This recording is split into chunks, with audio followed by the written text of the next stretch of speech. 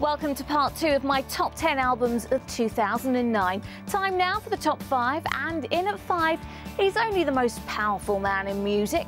No, not Simon Cowell. Jay-Z, yeah? Holla Cam, holla back. For foreigners, it ain't fair, they act like they forgot how to act. It was one of the most hotly anticipated albums of 2009, Jay-Z's The Blueprint 3, finishing off the trilogy that set the benchmark for hip-hop in the noughties. High-end production, with featured artists including the likes of Rihanna, Kanye West and Alicia Keys. Oh yes, this one's a keeper. Yo, I'm from the Empire State That's...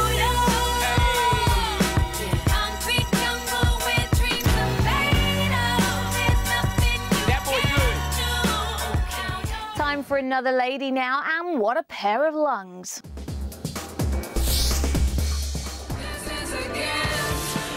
Okay, you've guessed it. At number 4, it's Florence and the Machine. AKA Florence Welsh, known for her powerful voice and larger-than-life stage persona, she was tipped for greatness even before the release of her debut album, winning the Critics' Choice Award at the Brits. Florence didn't disappoint. Lungs has received overall critical acclaim and was nominated for the Mercury Prize. And I never even knew what kind of music I wanted to make. It was just a question of every time you write a song, you know, you go out and play it and you sort of muddle your way through. I always feel like I've done it in a really backwards way. Next, dark hair and a heavy fringe. The way forward, it's Batful Ashes.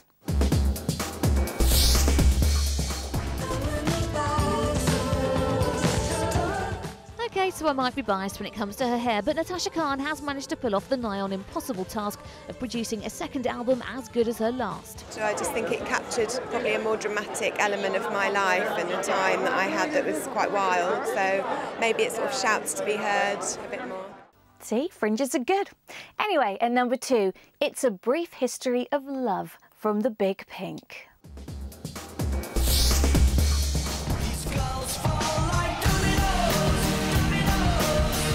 They've just finished touring the States, but this London duo first got picked out from the crowd at the beginning of the year after winning the NME Philip Hall Radar Award for Best New Act. We had no idea at all.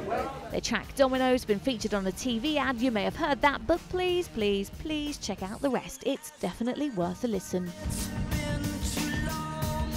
So we're almost there, but first a recap of the top 10. In at 10, White Lies, To Lose My Life. At 9, It's Not Me, It's You, insists Lily Allen. At 8, the foking brilliant Mumford & Sons. At 7, the world, including me, went gaga for this lady. At 6, Strokes man Julian Casablancas. At 5, Jay-Z puts to bed the Blueprint trilogy. At 4, What a Pair of Lungs, Florence and the Machine. At 3, One Sun Ain't Enough for Batful Ashes. At 2, The Big Pink give us A Brief History of Love.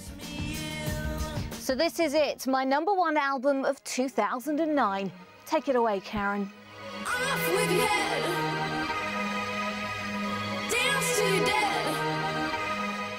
Yes, this summer the Yeah Yeah Yeahs released their 3rd album, It's Blitz. Fronted by the amazing Karen O, this record was like a shining beacon in the mist of mediocrity, with a live show to match. I admit I'm a fan, but good on them for keeping it that way for so long.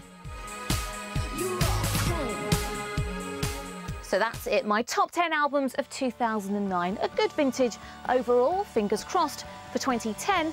Until then, happy holidays.